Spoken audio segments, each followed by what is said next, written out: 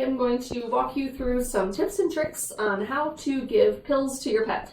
Sometimes we do prescribe medications, and there are times when they either might be picky when taking their medications, might not like the flavor as much, or sometimes if they already have a reduced appetite, we need to make sure that we are able to get them their medication so that they start eating better for us. So my friend Rupert here is going to help us show you some ways on how you can give your dog pills at home. So sometimes it works best to have an assistant with you. So if you have someone in your home that's able to help hold your pet, oftentimes that does make it a little bit easier, but at the end I'll show you a way that you can try to do it on your own as well. Typically, you're going to want to take your pill, which Rupert's going to get a nice little treat here today. Hi, Boopy Poop. Sometimes it helps to give them a little treat beforehand if they have an appetite. If not, obviously that might not work as well. But the biggest trick is to really take your fingers and hold right behind those upper canine teeth. That's going to be the safest place for you to hold onto their mouth.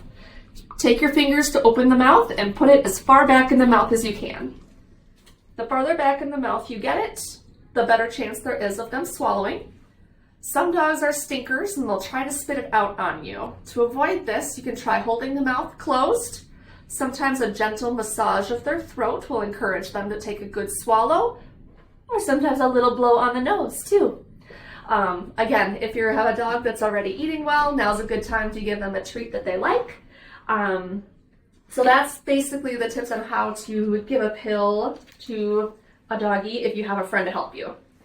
Another way I can show you is actually with a pill assister. So we do have these available in the clinic if you do ever need one, but they're nice and handy because you can take pretty much any size pill and it will hold on to the tip of it for you.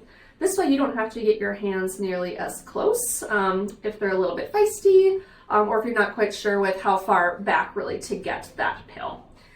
So with this trick, you don't need to hold on as tight, but again, you just want to push it back. Push the plunger, and I'm sure he was probably happy to get that treat, but a medication would work with that as well. So that's how to pill using a pillar. For the last one, I'll show you my tips on how I typically give the pills at home if I'm by myself. So Rupert, you're going to sit. I typically like to have them in my lap and facing away from me, and that's because typically when they see something coming at their face, they're going to want to back away from you. So if they're facing you, they're just going to kind of run away, and it's going to be a little bit more of a struggle. From this way, they also are a little bit less aware of what's going to happen. You can start with a little bit of rubs to relax them and tell them that it's okay, and also coming from the front. So you see I have good control of him, so he can't really run away from me, and then I can approach it in the same way and give him his pill so that he can swallow. Good job, Rupert. So I hope that helped give you some ideas or some tips on how to give pills at home. Of course, if you have any questions, you can certainly always call our clinic and one of our techs will be glad to help you.